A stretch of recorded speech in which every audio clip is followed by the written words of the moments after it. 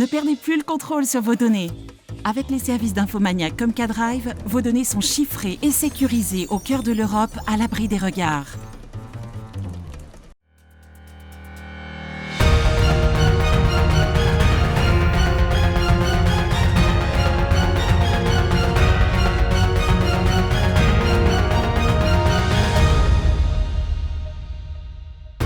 Bonsoir à tous, bienvenue dans votre journal du vendredi 20 novembre. Tout de suite les titres de cette édition. L'hôpital de Bar-le-Duc accueille de plus en plus de cas Covid, mais dans de meilleures conditions que lors de la première vague. Un reportage à suivre dans un instant. Ce matin, la rectrice de l'Académie de Reims était en Haute-Marne, à Saint-Dizier et à Chamouillé, l'occasion de dialoguer sur les mesures sanitaires mises en place dans les établissements scolaires. Et la culture est presque déconfinée à Vitry-le-François, en tout cas c'est ce que souhaitent les programmateurs de Bord-de-Seine, avec l'édition d'hier soir de l'Apéromix à l'Orange Bleu.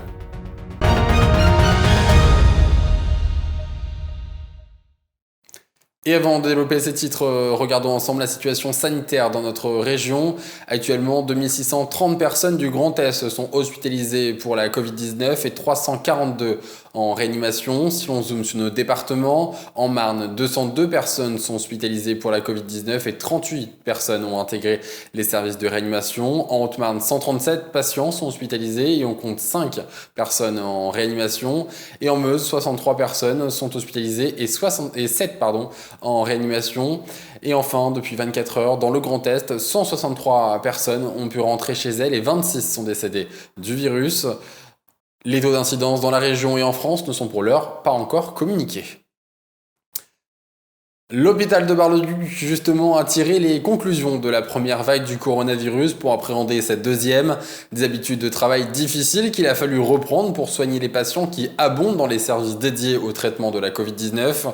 À ce jour, 30 lits sont consacrés aux prises en charge hospitalières du coronavirus à Bar-le-Duc. 10 nouveaux depuis ce matin. Regardez ce reportage réalisé par Julien Carré. En début de semaine, le département de la Meuse enregistre une baisse significative du taux d'incidence. Pour l'heure, 20 patients sont hospitalisés pour cause de Covid-19 à l'hôpital de Bar-le-Duc. Mais pour le directeur du centre hospitalier barisien, cette deuxième vague est loin de ressembler à la première.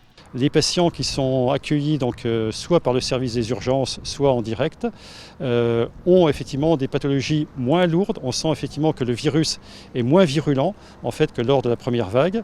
On a moins de patients qui vont vers les services de réanimation. Et si la première vague n'a pas pu être anticipée, la deuxième l'a été. Lors de la première vague, je dirais, ça s'est fait très rapidement. Ça s'est opéré en une journée, un dimanche.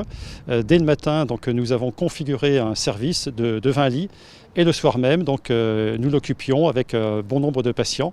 Et en 2 jours, en fait, les 20 lits étaient occupés. Sur cette deuxième vague, c'est un peu différent puisque la montée en charge au niveau du service s'est faite progressivement. Avec le confinement, le service des urgences note une baisse d'activité, entre 30 et 35 passages par jour, contre une 50aine habituellement. De plus, ce service a entièrement été repensé afin de ne pas réunir les patients atteints de Covid-19 avec les autres patients. Le tri se fait en amont du service des urgences, de manière à ensuite les orienter soit dans la filière consacrée à la prise en charge des patients infectés par le virus, ou les personnes qui ne sont pas infectées. Pour Émilie, qui travaille dans la filière Covid-19 aux urgences, ses habitudes professionnelles ont été chamboulées puisqu'elle doit porter un équipement spécial. On a une tenue spéciale, là je suis déshabillée, mais on a des lunettes, une protection pour les cheveux, une surblouse et bien évidemment des gants. C'est dur, mais une fois de plus, c'est dur par rapport à cet habillage où on a une barrière entre nous, une barrière entre les collègues, une barrière avec les patients et effectivement ça c'est dur. Le service gériatrie modifié en unité Covid a pu redevenir en juin 2020 à la normale. Un soulagement de courte durée pour le personnel, puisqu'en voyant la deuxième vague se dessiner, les membres de l'hôpital appréhendaient le retour du virus. Ça a été compliqué pour les équipes parce qu'elles ont connu la première vague et toutes les difficultés qui l'ont accompagnée. Et du coup, le fait de devoir se reconfronter de nouveau à toutes ces difficultés, c'est très compliqué pour elles. Depuis la mi-octobre, le service gériatrie est redevenu une unité Covid avec une capacité d'accueil de 20 lits, soit la totalité du service. L'âge des patients varie de 50 à 90 ans, plus d'hommes que de femmes. Mais ce second épisode du virus est autant difficile moralement que pour le premier. Bon, physiquement, c'est difficile, c'est une chose. Mais après, psychologiquement, ça l'est aussi. Et ça, je pense que c'est le fait de ne pas travailler tout seul déjà, d'avoir quand même des collègues qui sont présents, qui sont à l'écoute. Et puis à l'extérieur, d'avoir des ressources, des choses qui permettent de nous ressourcer une fois qu'on est sorti du service. Actuellement, seulement 20 patients peuvent être admis dans l'unité, mais l'hôpital travaille en collaboration avec la clinique du parc et dès ce vendredi, une dizaine de lits vont pouvoir accueillir des personnes supplémentaires. À terme, l'hôpital espère avoir 40 lits dédiés aux patients atteints du virus. Hier soir, vers 22h, les habitants de la rue du Château, dans la commune de Lanneville-au-Pont, en Haute-Marne, ont vécu une étrange sensation de tremblement accompagnée d'un bruit sourd. En cause, au moins une explosion dans une maison de la même rue. Rapidement, 40 pompiers haut-marnais se sont rendus sur place sous les ordres du commandant Roy. À leur arrivée sur les lieux, une maison était la proie des flammes, comme le montre cette vidéo PTV témoin reçue à notre rédaction. Ce matin, la gendarmerie, en enquête sur place, a fait la dramatique découverte d'un corps sous les débris de l'habitation totalement détruite. Peut-être celui du propriétaire des lieux convoqué ce matin au tribunal et qui ne s'est pas présenté. La thèse du suicide est envisagée.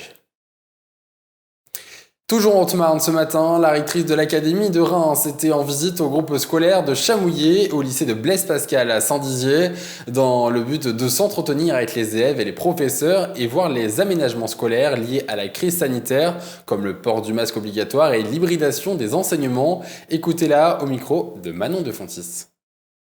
Lors de cette visite, moi je retiendrai d'abord beaucoup de sérénité de toutes les équipes, des élèves très conscients et très responsabilisés par rapport au protocole sanitaire et des enseignements qui perdurent sans rupture parce qu'ils sont pensés en concertation par les équipes. Pas question d'annuler les concerts à Vitry-le-François. Hier soir se tenait comme par habitude une soirée apéromix avec sur scène le duo Rhizotome en direct depuis la salle de l'Orange Bleu pour les musiciens mais depuis leur canapé chez eux pour le public. Confinement oblige, une édition en live et en streaming donc Rémi Morbin et Julien Carré ont suivi cette édition digitale pour vous.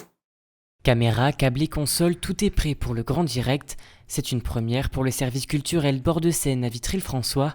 À cause du confinement, de nombreux événements musicaux ont dû être annulés, mais le directeur de Bord de Seine veut déconfiner la culture. C'est surtout la possibilité pour nous de maintenir le lien avec nos publics et avec les artistes, et donc d'assurer cette continuité de l'activité. C'est pourquoi, dans le cadre des apéromix, la direction a décidé de ne pas annuler le concert prévu ce jeudi soir, mais de le retransmettre en direct sur leur chaîne YouTube. C'est vraiment creuser la tête pour trouver des solutions techniques et un dispositif intéressant et chouette à suivre pour les auditeurs qui seront chez eux. Du coup, on l'espère également à l'apéro puisque ça sera à 19h30 à l'heure de l'apéro également. Voilà.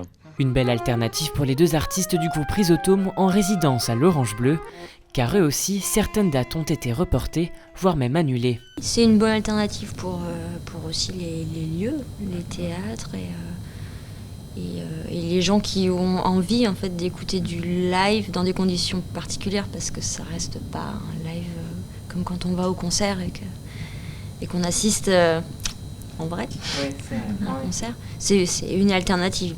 À quelques minutes du direct en régie, l'ingénieur son et vidéo s'active. Les derniers tests sont effectués et c'est parti pour le direct. Donc on va la retrouver à quelques kilomètres de Vitry-le-François, dans leur maison, tout est prêt pour profiter du concert. Saucissons, olives et bien évidemment le Beaujolais. Il ne manque rien pour l'apéromix, si ce n'est... L'ambiance de la salle en fait que le ressenti n'est pas forcément le même par rapport à une visio comme ce soir. Durant plus d'une heure, les deux artistes vont jouer sur la scène. Le trio installé dans leur canapé ne manque rien du concert. En plus, ça permet de découvrir un groupe qui est pas connu. En tout cas, nous, on n'a pas dans notre grande discothèque. Mais c'est quelque chose qui peut être intéressant. Et en tout cas, moi, je trouve que c'est la formule qui permet, on va dire, de sauver les meubles et en tout cas pour nous d'être présent à ce spectacle. Le prochain apéromix est prévu pour le 17 décembre. Pour l'heure, la direction ne sait pas encore si le concert va pouvoir se dérouler avec du public ou bien alors en live sur internet. C'est la fin de cette édition, merci de l'avoir suivi. Tout de suite à la météo de demain, excellente soirée à tous. Toute l'actualité qui vous concerne, à voir ou à revoir, dès maintenant sur puissancetélévision.fr et sur notre application mobile.